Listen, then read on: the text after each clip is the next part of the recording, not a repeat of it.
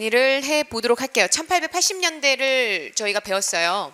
1876년에 일단 강화도 조약 조일소 조규가 2월에 체결이 됐고요. 그리고 그해 7월에 바로 조일 통상장정 무역규칙 이렇게 해서 부수조약 2개가 더 따라붙었습니다. 자, 그렇게 해서 우리나라 개항을 시작을 했죠.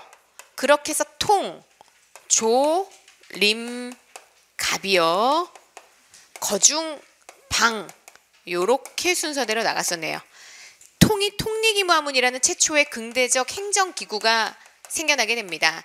아래 몇 개 부서가 배치가 되어 있다고요? 12사 해서 통리기무하문과 12사 이렇게 얘기하고요. 일본식 신식부대가 이듬해 만들어지니 그게 별기군입니다. 자, 요런 신식 시설이 만들어지는 데 있어서는 일본으로 나간 사절단, 1, 2차 수신사, 그리고 81년에는 나름 밀명을 받아 비밀리에 파견이 됐는데 12명과 수행원 50, 전체가 60명이 넘으니까 예, 좀 말이 안 되는 비밀리 파견이죠. 그게 조사시찰단이었습니다. 그 결과 통리기무하문과 별기군이 창설이 됐고 90군인 5군영은 어떻게 됩니까? 2영으로 통합축소됐었죠. 2영이 무이영, 장어영이었습니다. 무이영, 장어영 이렇게 해서 통합축소가 되더라. 자, 2차 수신사로 일본 나갔었던 김홍집에 의해서 어떤 책이 유포가 되냐면 조선 책략이요. 이 조선 책략이라는 글에서는 러시아의 남하를 막는 비법으로 제시가 된 게 친중국, 결일본, 연미국 하라 해서 추진된 게 조미 수호통상조약이에요. 이 조미 수호통상조약에서 최초로 들어간 내용이 미국을 어떻게 해주겠다가 최혜국 대우 해주겠다. 자, 최혜국 대우와 5% 협정 관세 붙습니다. 이게 관세도 최초, 최혜국 대우도 최초. 그리고 조미수호 통상조약에만 있는 내용으로 거중 조정안까지. 제3국가의 분란이 생기면 미국이 나서서 도와주겠다. 최혜국 대우, 관세, 거중 조정까지. 다 조미수호 통상조약 82년 5월 상황이에요, 이게.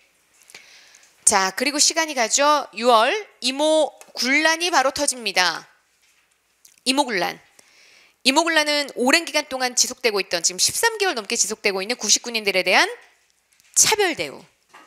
밀린 급료에 이제 겨와 모래가 섞여 있었죠. 그렇게 해서 결국 그들의 분노가 선해청 도봉소 당상관이었던 누구를 죽이냐면 민겸호 죽입니다. 민겸호 죽여요. 그리고 어딜 습격하냐면 별기군. 그리고 일본 공사관 앞에 불까지 내죠. 이것 때문에 나중에 배상금을 물어내야 하는 상황인 거예요. 그리고 최종적으로 결국 그들이 타도하려고 했던 대상은 개화 전체라는 걸 알 수가 있는 게 궁궐을 습격합니다. 그리고 그때 누가 재집권에 성공하게 되냐면 대원군이죠. 대원군 재집권. 이게 제일 중요한 사실이었고요. 대원군이 집권해 있던 그 기간 동안 짧았지만 개화 정책은 다 중단됩니다. 통리기무하문, 혁파, 별기군 폐지. 다시 5군영으로 부활.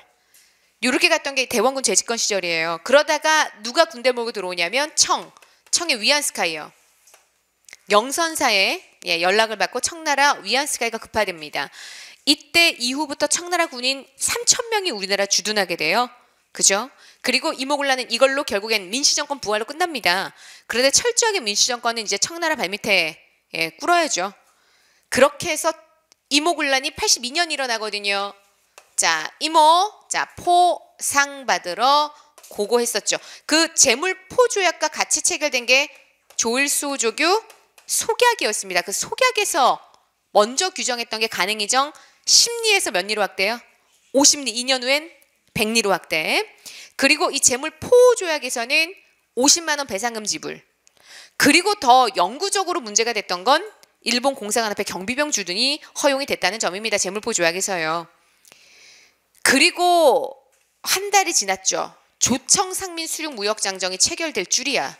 이 조청상민수륙무역장정에서 우리 무역장정이라는 표현 자체가 속방국가 맺는 예예요. 그러니 일단 이거 내용 자체가 이 겉에 있는 표제 자체가 벌써 불평등함을 내포하고 있습니다. 여기에 바로 청나라 상인들에게 뭐가 주어지게 돼요? 내지 통상권이 주어지게 되면서 이제 청나라 상인들의 내륙 진출이 허용되게 됩니다. 요것 때문에 나중에 83년에 일본이 어떻게 한다고요? 조일통상장정 개정하죠. 이것 때문에 조일통상장정 개정합니다. 그리고 그건데요. 마젠창, 멜렌도르프라는 두 고문이 파견되고 이 멜렌도르프 때문에 조로통상조약이 추진이 됩니다. 멜렌도르프 조로 비밀협약까지 관여했다가 결국엔 나중에 파면당한다 했죠. 자, 이모군란 결과 청나라가 이겼습니다. 청나라가 이겼어요. 이때부터 내정 개입이 극심해지게 돼요. 정치적으로 완전히 일본이 밀리게 되는 순간이었는데 이때부터 개화파가 분열된다 그랬어요. 그래서 급진개화파 대 온건개화파. 급진개화파들은 본인들 스스로를 뭐라고 부르냐면 독립당, 개화당.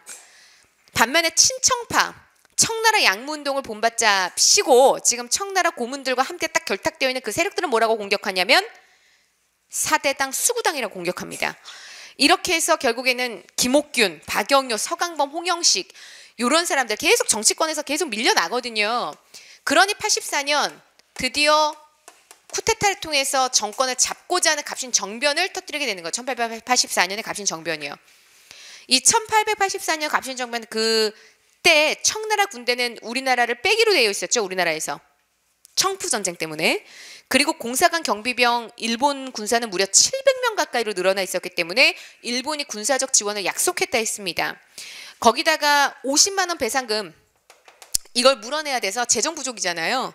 이 부족 부분을 친청파들은 당오전이라는 동전을 발행해서 반면에 지금 일본의 메이지 출신을 본받자 이런 급진개화당 사람들은 일본에게 차관을 도입해서 결국 차관 도입하러 갔던 김옥균이 차관 도입에 실패하거든요.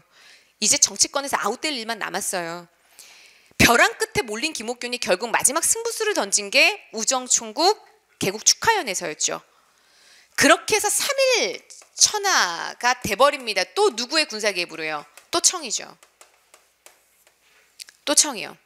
그렇게 해서 결국 이 갑신정변 실패 이후에 일본에게 배상금 지불하는 한성조약, 거기다가 공사관 신축 비용까지 우리가 부담을 하는 거예요. 그게 한성조약이었고 1885년 1월에 해가 바뀌면서 청나라와 일본이 굉장히 재밌는 조약 하나 맺어요.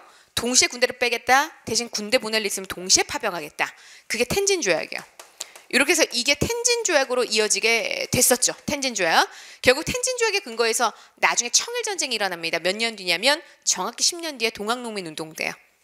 텐진 조약의 근거에서 결국 전쟁 터지게 되죠. 두 나라가 동시에 출병하는 바람에 그렇게 되는 거였고 갑신정변 때 발표됐던 문서가 14개조 정강이었어요. 14개조 정강에서 추구하고 있는 우리나라 정치 스타일은 입헌 군주국입니다. 어디를 의회로요? 어디에 모여서 정령을 의결하고 반포한다 합니까? 의정부죠. 의정부를 의회로 하는 입헌 군주국 수립을 추구하고 있습니다. 거기다가 제1조에 뭐가 나오냐면 일간에 뭐라고 나와요? 14개조 정강에. 가장 중요한 내용으로. 청에 의존하는 생각 버리는 거잖아요. 그죠? 청나라에 행하던 4대 예를 폐지한다. 그리고 대원군 돌아오도록 한다. 대원군은 실제로 85년에 돌아와요.